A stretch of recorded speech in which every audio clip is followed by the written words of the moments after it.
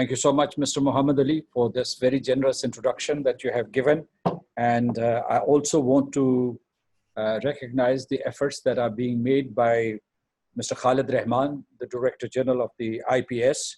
And this is a very timely and good initiative that he has taken. And he has assembled a very impressive cast of scholars and practitioners. So it is my pleasure to address this body of experts. The topic that you have chosen is also most appropriate for our times. Now, the topic is India, past, present, and future. And let me breeze through its history. First is that India has never been a united state for the past 2 millenniums, except when it was unified either by the Muslim rulers or by the British, and especially the Mughal dynasty. You'd recall that when Aurangzeb died, at that time, India had the most area in its history for millennia. And therefore, their complaint and grouse against Muslims, that they somehow splintered them or they somehow exploited them, is not correct. Now, the British Empire took over from the Mughal dynasty. And first, of course, there was disintegration of the Mughal Empire. And then the British consolidated India, or Bharat as we call it, starting from the northwest frontier province to Myanmar, into one state. Otherwise, it used to be small kingdoms or governed by warlords in the previous phases of history. Now, this is important to understand because Indians somehow in their imagination want to restore that imaginary state that they had before the arrival of the Muslim rulers, which is counterintuitive and it is not substantiated by history. Let me fast forward to 1947. And at that time, of course, Pakistan, India came into being, and the subcontinent, or the South Asia as we call it today, was divided into 2 states, basically, which were under the control of the British, and they became India and Pakistan. Now, at that time, India very grudgingly accepted the existence of Pakistan or the emergence of Pakistan, but it adopted the doctrine of secularism. And although we know that this concept was not really sincere and it didn't have any foundations, because this was Hinduism masqueraded as secularism. But still, the proponents of this philosophy said that they respect all religions: Hinduism, Muslims, Sikhs, Christians, Jains, Buddhists. But what has happened in the recent past, this glue of secularism has come off, and we know the real face of India, its political masters. Second, that in 1947, India also became a colonial power, because as I mentioned, that India became independent in 47, to be precise, on August the 15th, 1947. But on October the 27th, it occupied Kashmir and colonized it. So it became a colonial power. It was, for all practical purposes, a foreign occupier in that territory against the will and wishes of the people of Jammu and Kashmir. It is also an artificial state that was created in August 1947. I'll dilate on that point a little later. Now, after the emergence of Hindutva, the Bharatiya Janata Party and Rashtriya Swayamsevak Sangh and their affiliates like Bajrang Dal or Vishwa Hindu Parishad,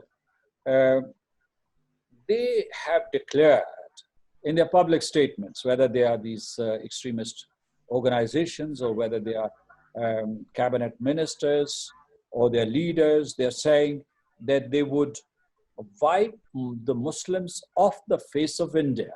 They've declared it, and now this has caught the imagination of ordinary citizens in India as well, particularly Hindus, the Hindu zealots. The number is not very big, but the small number that they have who believe in this doctrine make a much, much bigger impact on the political landscape. Now, they also think that anybody who came to India from the Middle East or Central Asia or other parts of the world to India is an infiltrator, is an intruder, is an outsider, and that the only reality is the existence of Hindus, although you can't really define what Hindu is or what Hinduism is. Now, let me also add here another point that India is the biggest barrier right now in regard to the regional organization. We have this organization called SAARC, and it has been struggling for decades to become a genuinely economic organization like ASEAN or like European Union, but India has been standing in the way of economic integration because it wants to maintain its hegemony and domination over all the smaller countries. Now, as we speak today, this Bharatiya Janata Party or the Rashtriya Swayamsevak Sangh, their duo, their combined, has waged multiple wars. The first war that they have declared is against its own nation, particularly its minorities. The second war they have waged is against the people of Jammu and Kashmir. They have reoccupied Jammu and Kashmir, they have colonized it, and Kashmir right now is under colonial rule and alien domination for all practical purposes. It has waged a war or wars against all its neighbors, small and big. It considers Pakistan to be enemy number one, and it has been threatening to wipe Pakistan off the face of the world by the use of nuclear weapons. And I'm quoting directly from what Prime Minister Narendra Modi said twice this past year. In fact, one statement was made on the 26th of January this year, when he said that he could destroy Pakistan in 7 to 10 days using nuclear weapons. And last year he had said that these are not pyrotechnics that he has these weapons to destroy Pakistan. So, but Pakistan is their favorite target. Other neighbors, Nepal, Bhutan, Sri Lanka, Bangladesh, they have not been spared. Some sort of war has been unleashed against them, and they have destabilized Afghanistan. Now they have declared a war against China. But they were surprised because when they unsheathed their sword and tried to cut through the line of actual control, they also hit steel on that side, and their aggression was stopped. Let me also tell you that India has this ambition of becoming a colonial or imperial power, and that's why it is redefining geography, and it is using this Indo-Pacific region to colonize or subjugate littoral states. And it has expressed its design as a partner of the United States to block the Malacca Straits at some point, which would hurt China. But it is also using the line of actual control in Ladakh to sabotage the BRI, or the Belt and Road Initiative. And it has also established this group, which is called Quad, these 4-member group: United States, Japan, India, and Australia. India being the most passionate advocate of sabotaging and targeting the BRI and the China-Pakistan Economic Corridor. So Uh, Let me briefly talk about the situation in the Indian-occupied Jammu and Kashmir. There's, of course, I have talked about occupation. What India is practicing is called Lebensraum. They want to consolidate their occupation there. This they are doing, and they have bifurcated the state, that state which had a separate constitution and a separate flag, although these two were symbolic trappings. What they have done is that they have bifurcated that territory, and that territory is being ruled directly from Delhi without the consent of the people, without the participation of the people. This is colonialism. There can't be any euphemism for what India is doing in the Indian-occupied Jammu and Kashmir. Recently, they have introduced what they call domicile laws or domicile rules. These rules are reminiscent of the Nuremberg laws, which Hitler had imposed on Jews. First, under those rules, they had snatched or taken away the German nationality of the Jews. Then they took away their identity. Then they were prohibited to practice medicine or do businesses. Then Germans were asked not to buy things from Jewish businesses. And finally, they were moved to concentration camps, and then they were incinerated there. The same sort of scenario is being recreated in the occupied Jammu and Kashmir. Today, as you know, the United Nations is observing a day against torture. And I can tell you that if in the world, the entire world, torture is being practiced systematically anywhere in the world, its maximum concentration would be in the Indian-occupied Jammu and Kashmir. Why? Because they have taken all the political activists and leaders under detention, and they have incarcerated them, they're torturing them. In addition to that, we have this authentic figure that they have detained illegally, of course, 13,000 boys and children, and kept them in concentration camps where they're being brainwashed and where they're being tortured. Now, the CDS chief of defense staff says that these 10 or 11 or 12-year-old boys who are under detention and who are being de-radicalized, they are more dangerous than a pellet-firing shotgun because they raise the slogan of Azadi or freedom or self-determination. Now, let me come to the part of the recommendations or the operative part of my presentation.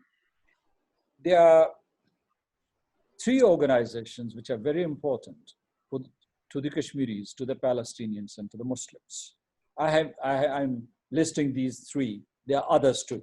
One is the Organization of Islamic Cooperation. It has done a lot for Kashmir. It can do more. Then there's the Arab League, and the Arab League up to this day has not put Kashmir on its agenda. And I would appeal to it to put Kashmir on its agenda. Then there is the GCC. It's one of the most powerful economic and political groups in the Middle East. So GCC should also put Kashmir on its agenda. I am grateful to the Cabinet of Kuwait, which recently called out India for its anti-Muslim measures and anti-Muslim legislation and widespread discrimination against Muslim citizens in India. Now, I would suggest that the Muslim community or the Muslim Ummah, all those countries who are members of the OIC, should start a boycott, divestment, and sanctions movement against India. And the corporate world in these countries should be discouraged from investing in India because they are killing Kashmiris, brothers and sisters. They're taking away their land, they're killing them, and therefore it is important that we start this movement. Remittances should be stopped, as it was suggested by the first distinguished speaker.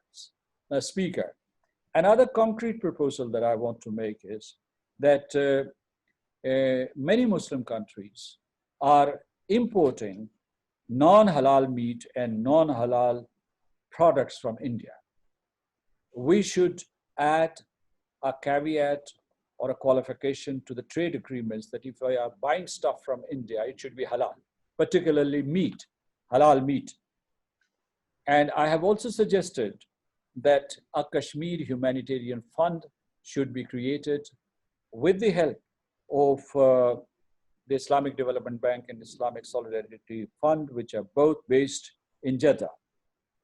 I would also suggest that a civil society movement, an international civil society movement, should be started to delegitimize Hindutva, which has declared that it is directly targeting Muslims. And we should also accelerate a campaign to declare Rashtriya Swayamsevak Sangh as a terrorist organization. There are many Muslim organizations which have been declared as global terrorist organizations, but today I can give you this testimony that the biggest terrorist organization, the most trained terrorist organization in the world is the Rashtriya Swayamsevak Sangh, which has declared that it would target and eliminate Muslims, not only in South Asia, but all over the world.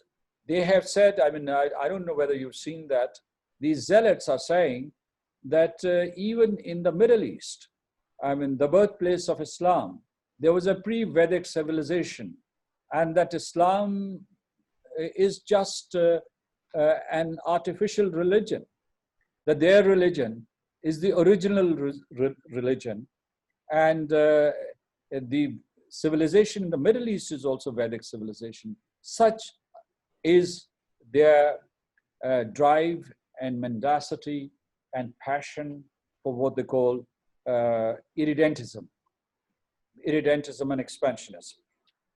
Now, let me also tell you that my assessment is that the United States, as the eminent superpower, would make India do its bidding, but it would not support it all the way, whether it is China, whether it is its Islamophobic agenda, the Western countries, because they are caught up in their own problems.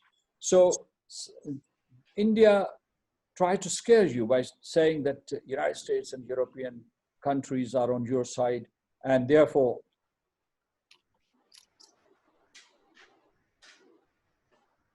yes, and therefore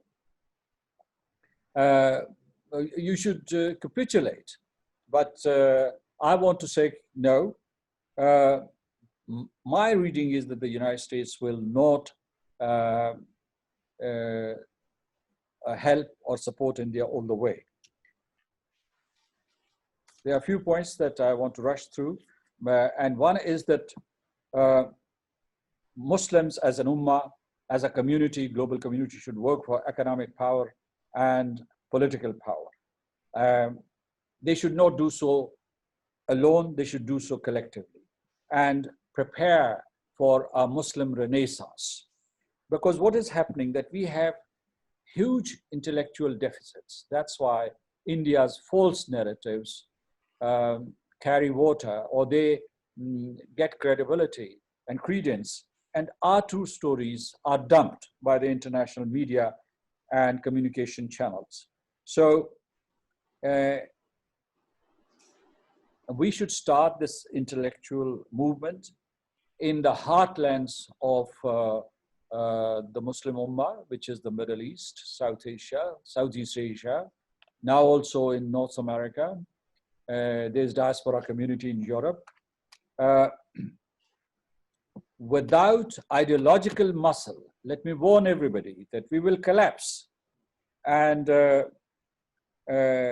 you must be aware that India today, and Bharatiya Janata Party and the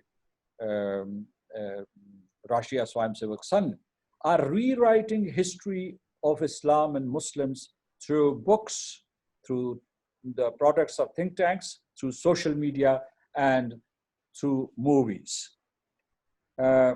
We must understand the dynamics of power politics and multilateral diplomacy. Uh, well, we should also discard this illusion that all the Western countries who have written these conventions on human rights or conventions against torture, or who have written international law, that they would help you in addressing your own issues. Because there is a phenomenon of Islamophobia, which is rampant in some of these countries as well. And therefore, you will have to do it on your own. You will have to have your own narratives, your own doctrines to create space for yourself.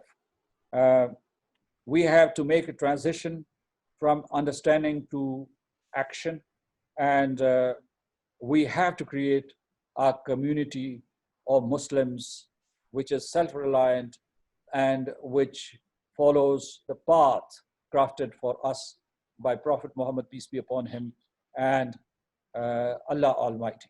Thank you so much, and it has been a pleasure to talk to you.